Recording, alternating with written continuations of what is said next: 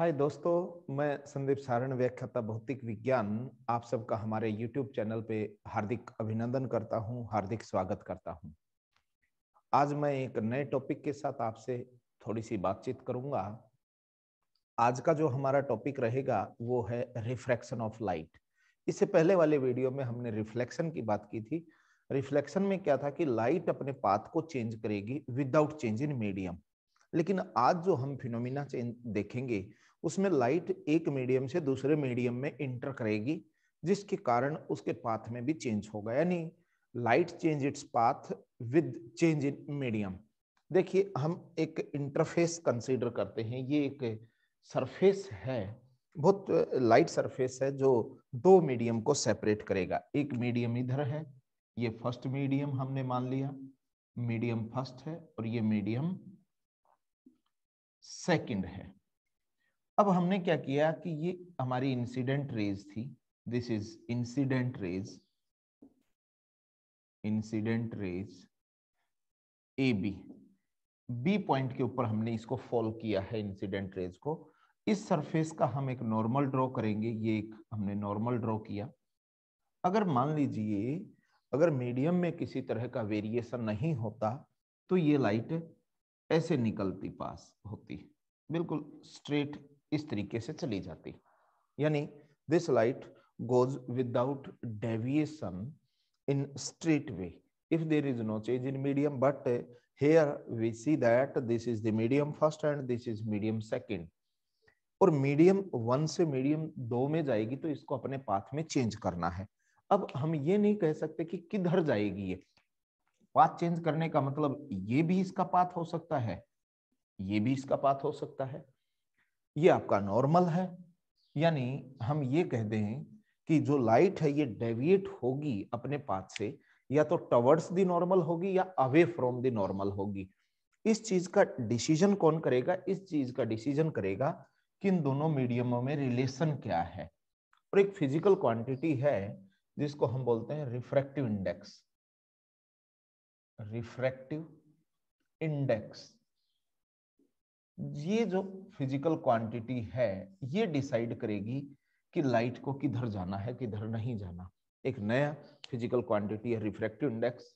Refractive index is responsible to change or to deviate the path of the light bent toward the normal or away from the normal. It depend upon the refractive index of two medium. So we discuss as what first we discuss about the refractive index. What is the refractive index? Refractive index, it is the ratio of speed of light in vacuum to speed of light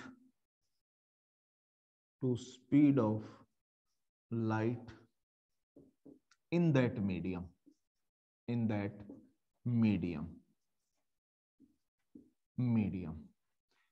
n is equal to c upon v. Here c speed of light, और c की value है वो 3 into 10⁸ metre पर second. So we can say that refractive index is inversely proportional to velocity or speed of light in that medium. Refractive index is reciprocal to the speed of light. Higher the speed, if v is large, then refractive index is small, and if v is small, then refractive index is large. This is the relation between velocity of speed of light or velocity of light in that medium with respect to the refractive index of that medium. Actually, we can understand in this way, refractive index is like the density of that medium. Mean we can say that number of molecule per unit volume is large. We can say that that medium have the high density or large density as compared to the another medium which have the number of molecule per unit volume is small. So if there is high density, it means that that particle, that medium have the high refractive index, or if refractive index is large then speed of light reduced. तो यहां से हमें पता लगता है कि जिस medium का रिफ्रैक्टिव इंडेक्स ज्यादा होगा उसमें स्पीड ऑफ लाइट कम हो जाएगी। इसका रेसिप्रोकल भी ट्रू है, जिस मीडियम का रिफ्रैक्टिव इंडेक्स कम होगा उसमें स्पीड ऑफ लाइट इंक्रीज कर जाएगी। एक होता है relative refractive index, relative refractive index, refractive index, ये जो हमने रिफ्रैक्टिव इंडेक्स पढ़ा ये एब्सोल्यूट रिफ्रैक्टिव इंडेक्स की तरह बिहेव करेगा कि ये किसी पर्टिकुलर मीडियम का वैक्यूम में स्पीड ऑफ लाइट से कंपैरिजन है। यहां पे क्या होगा, it is the ratio of, it is the ratio of speed of light, speed of light, speed of light in one medium, in one medium to speed of light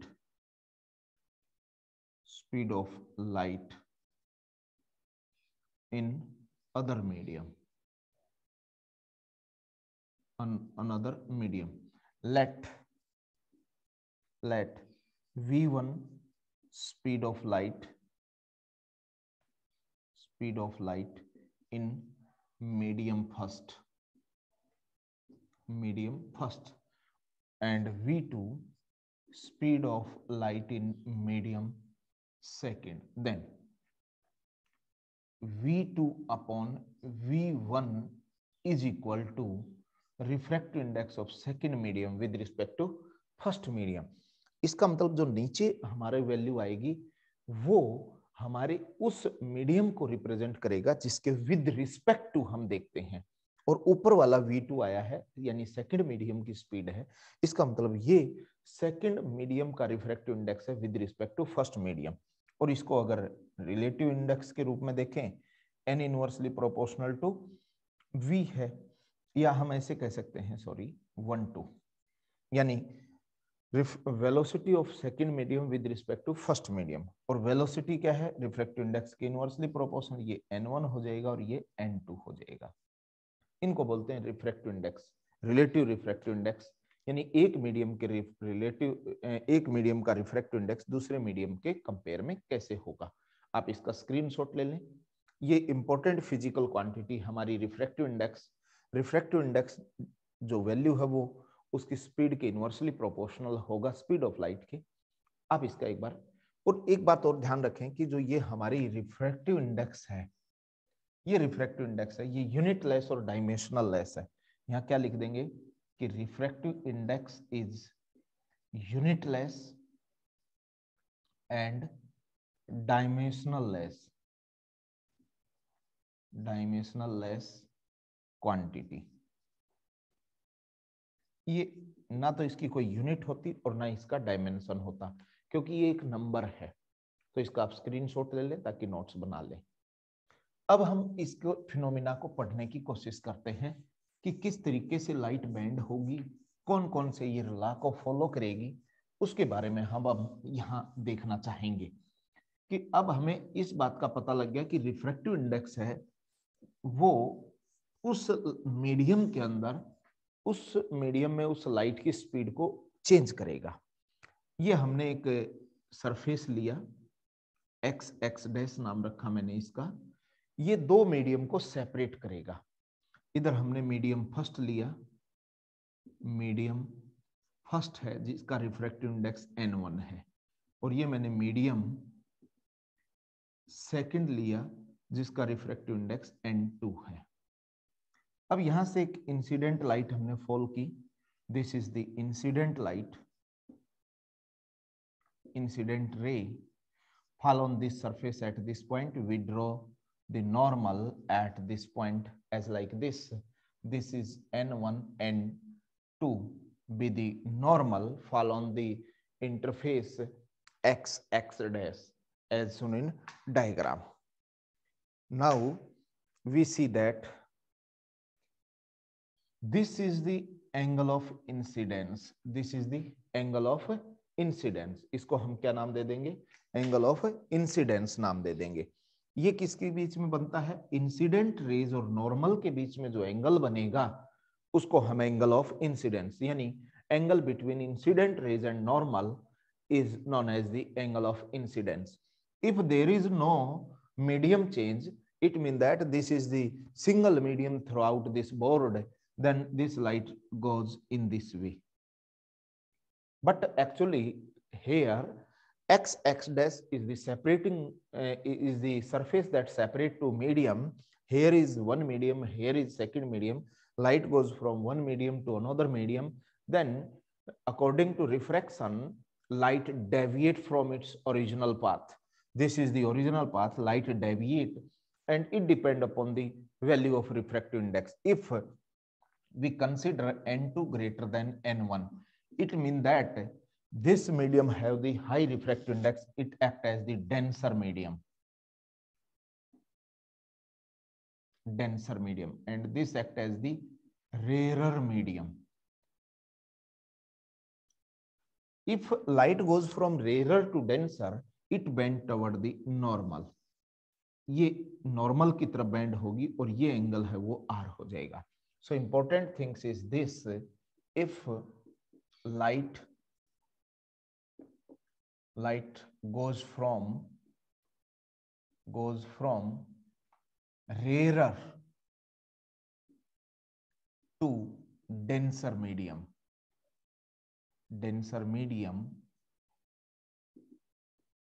it bend towards the normal. ये first condition हो जाएगी. और इसका reciprocal करें, if light goes from denser to rarer medium,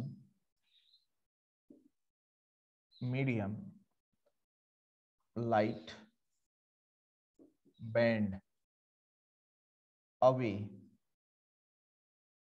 from normal. ये दो चीजें आप ध्यान रखेंगे कि अगर लाइट हमारी रेरर मीडियम से डेंसर मीडियम में जाती है तो वो अगर रेरर से डेंसर में जाएगी तो bend toward the normal, and light goes from denser to rarer then it move away from the normal. अब हम पढ़ेंगे लॉ ऑफ रिफ्रैक्शन. ये भी क्वेश्चन कई बार पूछा जाता है कि लॉ ऑफ रिफ्रैक्शन को एक्सप्लेन कीजिए. लॉ ऑफ रिफ्रैक्शन क्या है? ये जो आपकी रेज है, ये वाली रेज है, इसको बोलते हैं रिफ्रैक्टेड रेज. और ये जो आपका है ये है नॉर्मल. तो तीन चीजें हमने यहां दिखी. फर्स्ट जो हमारी है कि पहला लॉ है इसका incident ray coma normal and, और ये है रिफ्रैक्टेड रे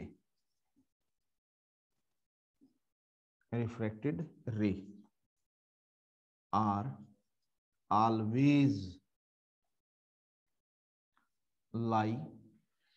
always lie in same plane.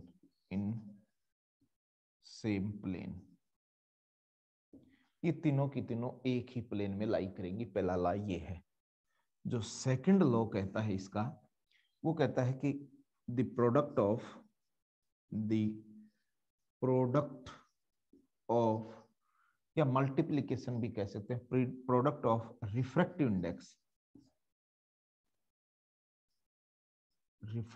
Index of one medium, refractive index of one medium, and sine of angle formed in same medium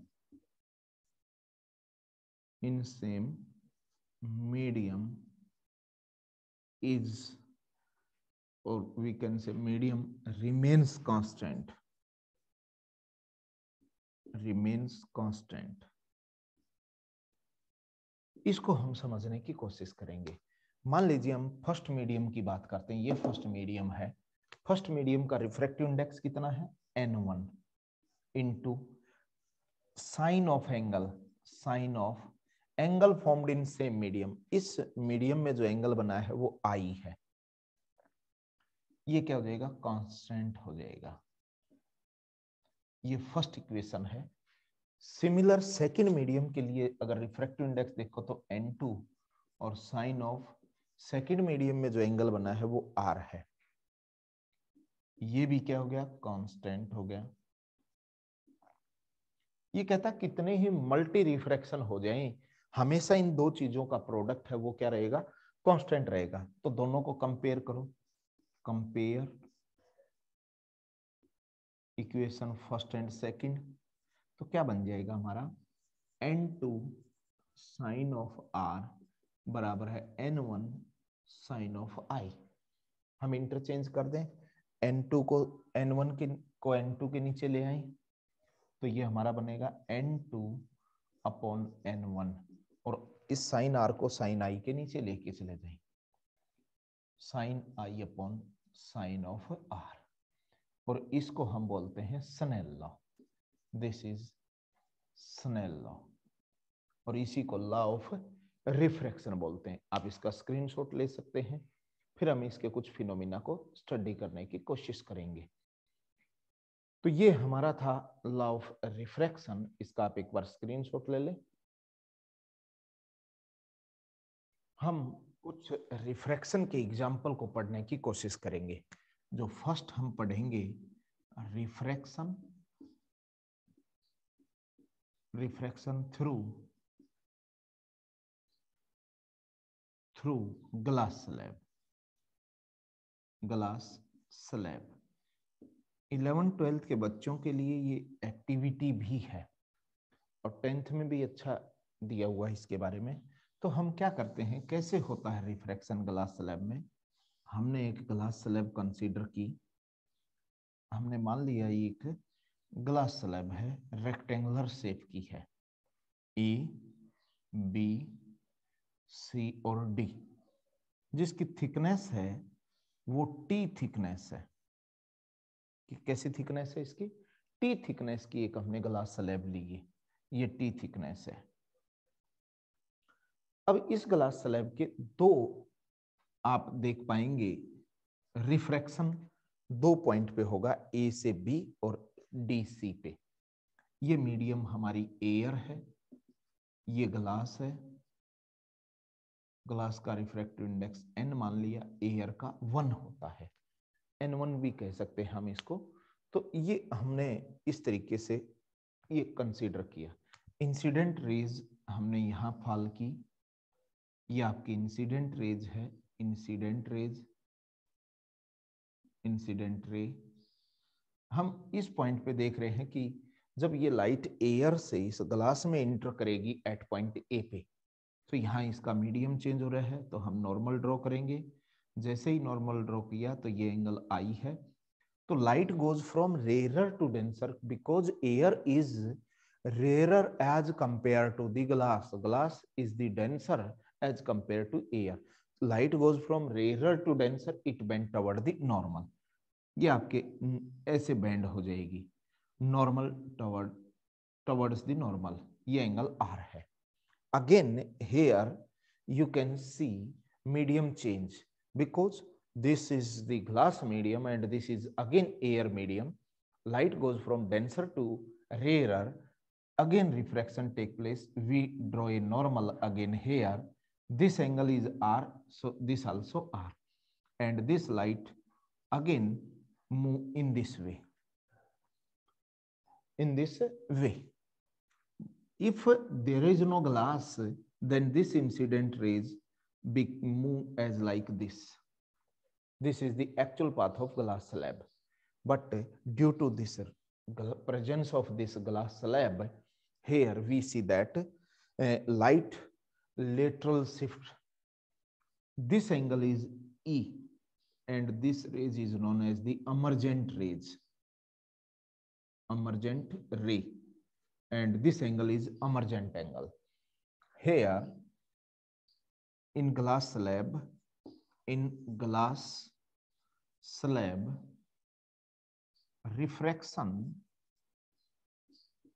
refraction take place at two surface AB and DC. This rays is known as the P, Q, R and S.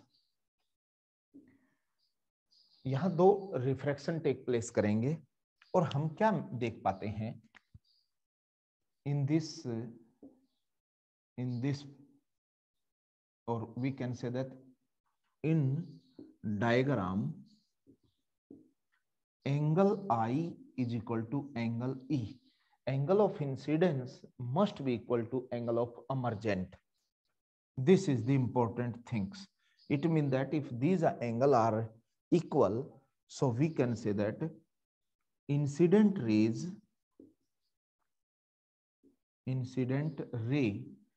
must be parallel to emergent rays, emergent ray, but it laterally shift lateral shift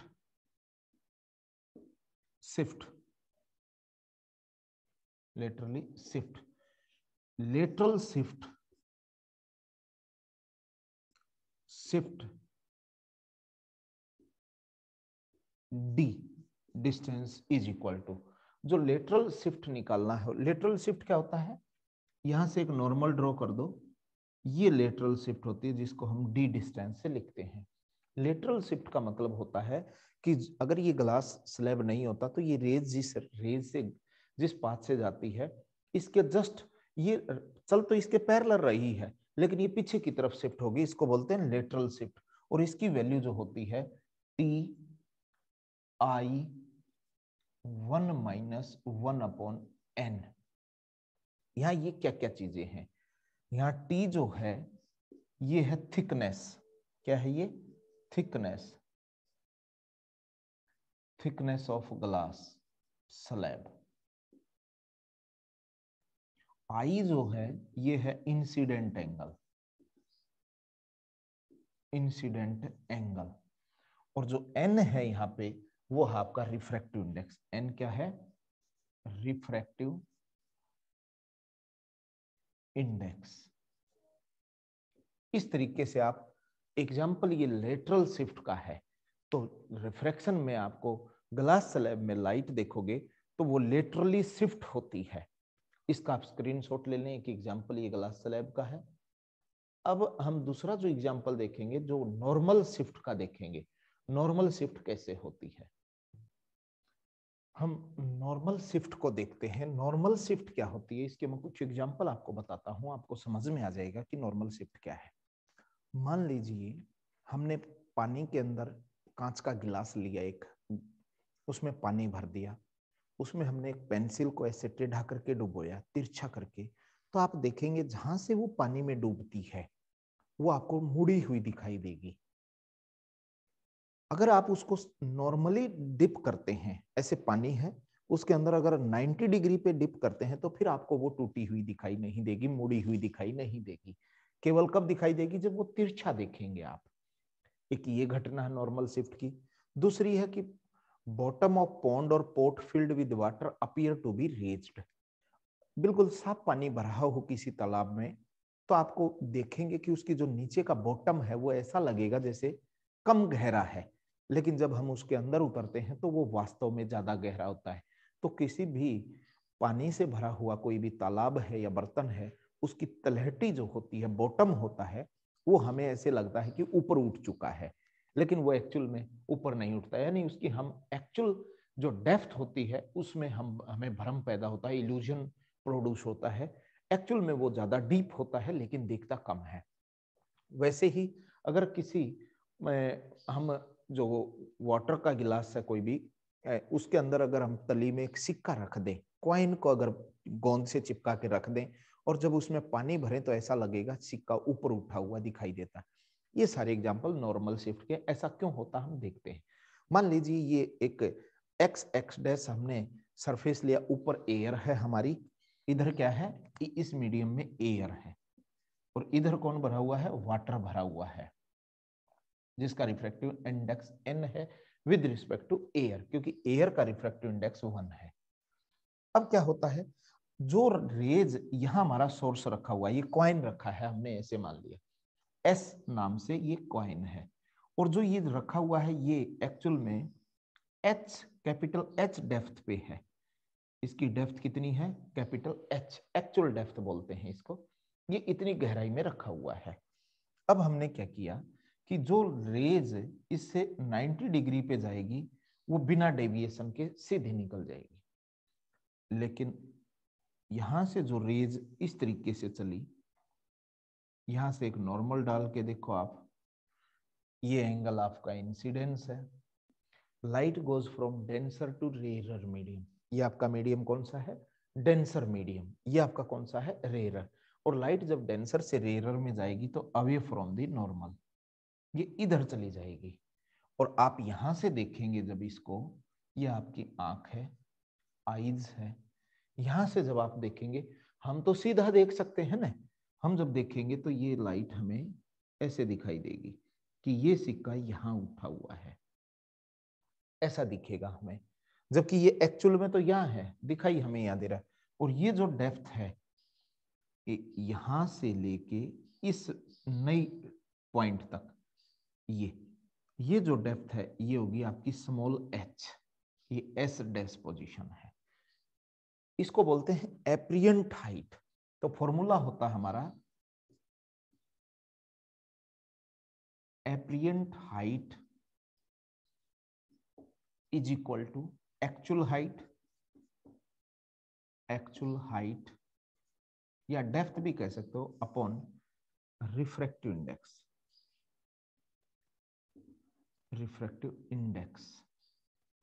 actual height h है और ये small h है।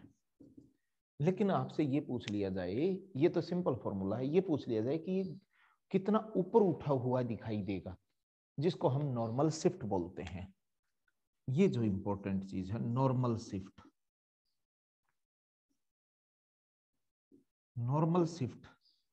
Actual में normal shift क्या होती है कि ये कितना ऊपर उठा हुआ दिखाई दिया है। ये हमारा ऑब्जेक्ट है, ये हमारी इमेज है, इन दोनों के बीच का जो ये डिस्टेंस होता है इसको बोलते हैं नॉर्मल शिफ्ट। और नॉर्मल शिफ्ट की वैल्यू अगर आप देखें तो capital H minus small h होगी, और कैपिटल H को ऐसे का ऐसा रख दिया, माइनस ये स्मॉल h का फॉर्मूला है h अपॉन n, और जब इसको h को बाहर लेंगे तो ये बन गया 1 माइनस 1 अपॉन n।